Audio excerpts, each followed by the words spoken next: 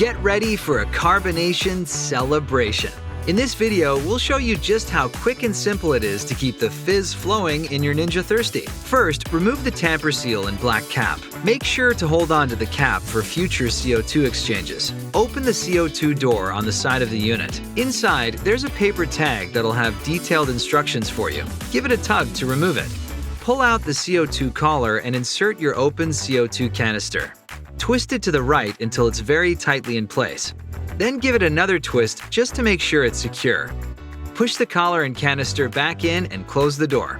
That's it. You're ready to get fizzing. Each CO2 canister makes up to 100 12-ounce drinks. When the bubbles are running low, you'll see the bubble button turn orange. That means you're at 25% CO2, which is enough for 10 to 25 12-ounce drinks.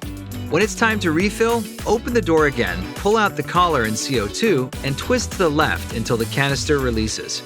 Install a refill canister following the same steps as before.